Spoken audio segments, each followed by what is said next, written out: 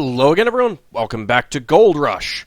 Okay, let's continue on. It hasn't taken long, and many of the passengers are seasick.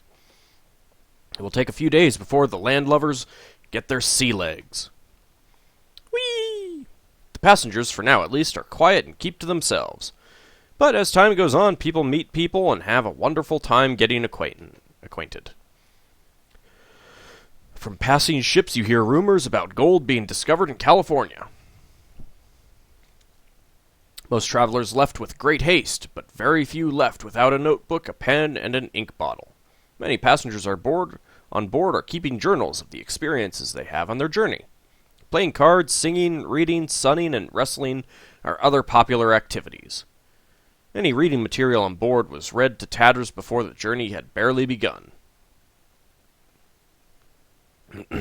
The captain is relatively young as captains go, but he is a wise and frugal man. The captain makes use of the northeast trade winds through the horse latitudes. He makes use of the wind and sails at every opportunity to conserve the supply of coal and to prevent wear and tear on the steam engine. The food on board is not as bad as expected. In fact, at times it is quite tasty, if you are really hungry. Rations that are provided in the galley are quite safe. Very few get sick from eating them. The usual fare is hard-baked biscuit, salted beef, and boiled pudding once a week. Incidentally, you can die from cholera along the trip, so that could happen. In the course of the trip, various activities begin to occur on board. There are debating societies, clergymen have sermons, and prayer meetings on Sundays. A band has formed, a ship newspaper has been started, and professionals on board give lectures on scientific subjects. Geez, how many people are on board the ship? There's also a group called SSA, which stands for Seasickness Anonymous. This group meets at the aft railing of the ship. Ho ho ho ho! So funny. When the northeast trade winds die down around the equator, a seaman finds himself in an area called the doldrums, or calms, a place definitely disliked by crews without steam. Many a sailing ship would lie still in the water for days, even weeks, waiting to take advantage of even the slightest wind. This is one of the greatest advantages of steam. One of the other great advantages of steam is a Peter Gabriel song. While other vessels lie motionless with smoke belching from your smokestack, you press on. The captain is proud of his ship because it makes way even in the calm. But he is constantly aware of the danger of having that flammable material in the hold.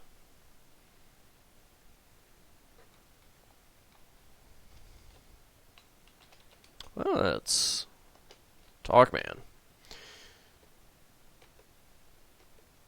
Okay, it doesn't seem like they're going to be saying anything different.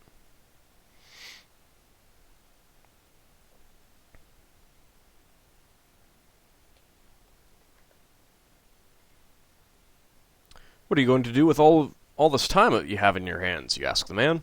He replies, It's a long voyage to the goldfields. Figure I'm just going to relax and enjoy the ride. Interesting how there's an island there, and despite us being in the middle of the Atlantic Ocean.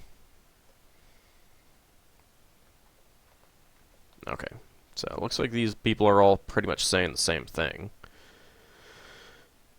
I want to see if Eric says anything different.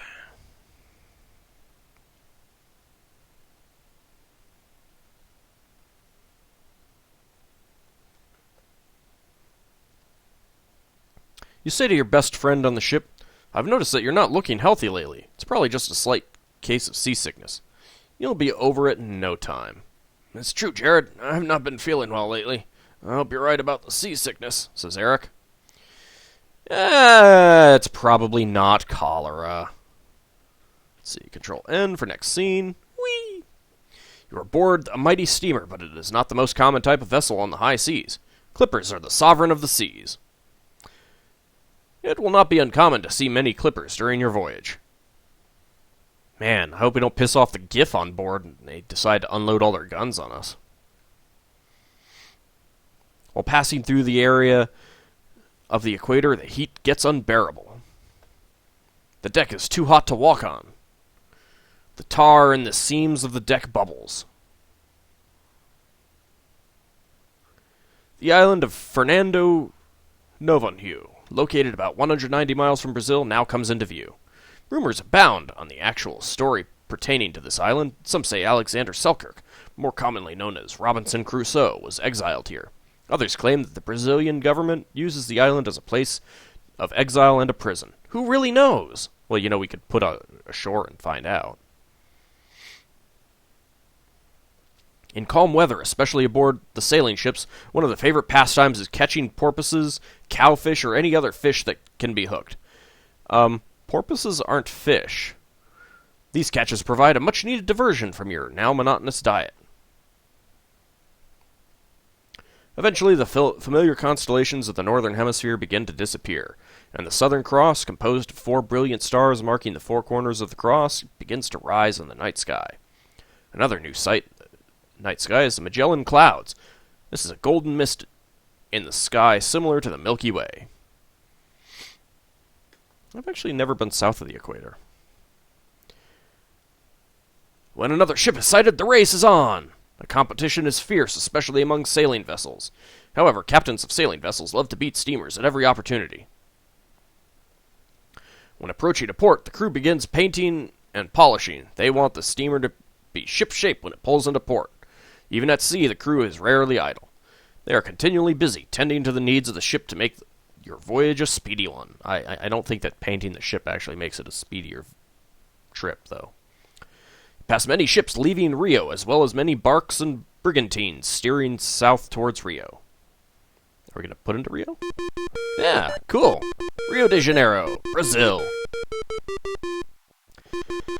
The prominent landmark in this famous port is called Sugarloaf. I should look up to see how it was formed. Our ship looks awfully big in comparison.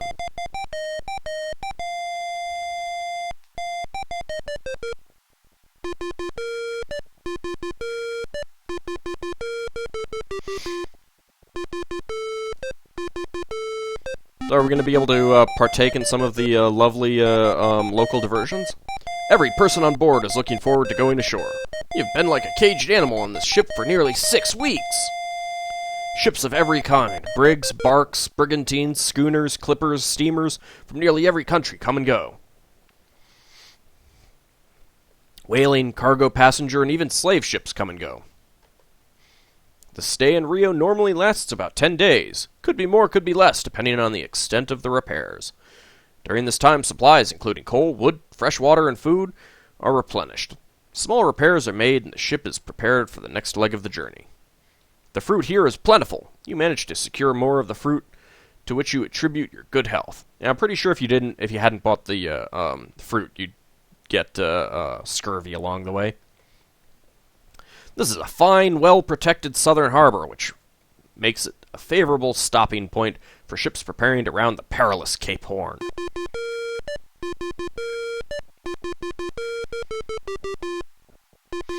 And we're off again on our trip to California. Woohoo!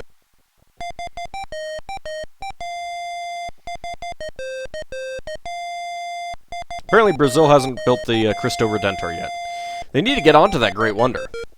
Otherwise, how else will they win the culture war in civilization? Just south of Rio, the captain advises you that you have crossed the Tropic of Capricorn, that invisible line on the globe at 23 degrees 27 minutes south latitude that separates the torrid zone from the south temperate zone. Most passengers on board have little use for such trivia, but it is reassuring to know you are making progress. Rumors are starting to spread about the difficult times you are going to encounter in a few short weeks. You hear horror stories about getting around Cape Horn. Oh, what's the worst that could happen?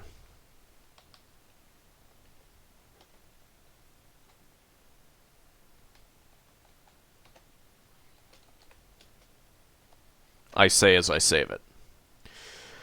Passing the 45th parallel, the temperature begins to drop. Passengers begin spending more time below deck. When you left Brooklyn, it was the dead of summer. It seems to have slipped everyone's mind, at least until now, that June is the dead of winter here. The freezing temperatures are making this painfully clear.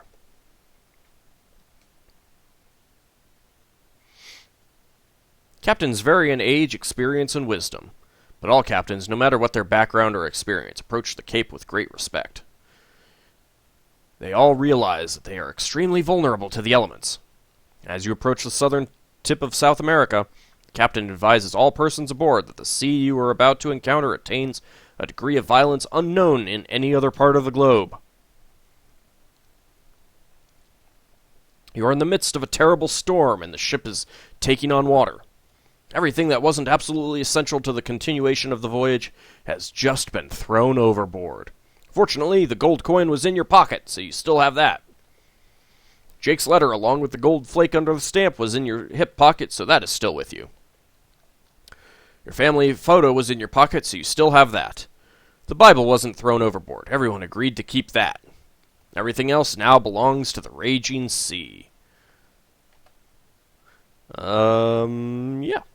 I think I can't believe they threw the fruit overboard. Seriously? They threw fruit overboard?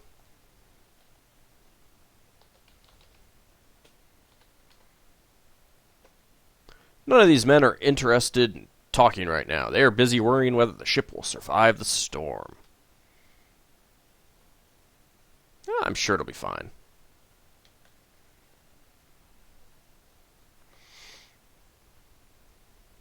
The engine man says, I have complete faith in these engines, but I have my doubts about the ship. I hope we make it.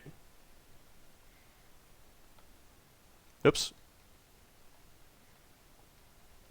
Wrong button.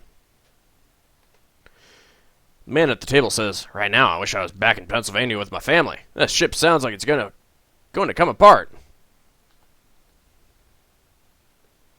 The cook says, the only time I don't think about food is when I'm in a storm round in the Cape Horn. I just hope the ship doesn't break up. The workers agree. The last thing on our minds right now is all the gold in California. All we want to do is make it through the storm alive.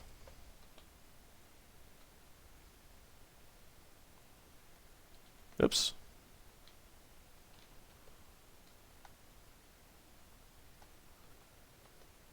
With great concern, you ask Eric, have you been lately? Eric replies, I'm doing tolerably well. However, if conditions get any worse, I don't know if I will make it. The captain's not in his room. He's over here, it looks like. The captain yells, don't bother me with small talk right now, young man. I've got my hands full. First mate doesn't even realize you are talking to him. He is intently listening to each command of the captain.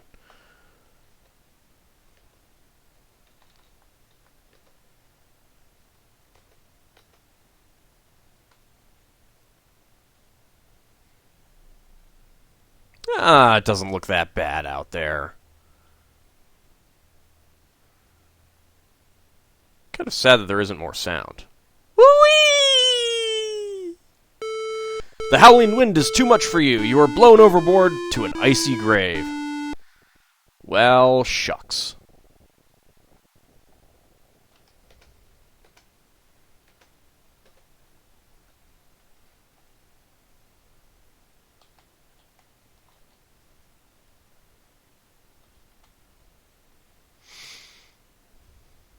Let's see what happens if I go up on deck the other way.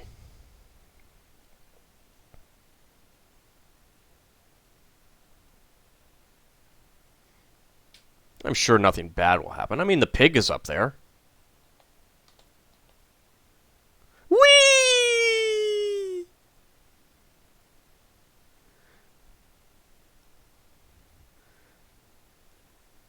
Oh, shucks. Well, of course, as with all games, all Sierra games, you have to end the game, end an episode on a death. So we'll pick it up in the next episode after we pass through this storm. See you then.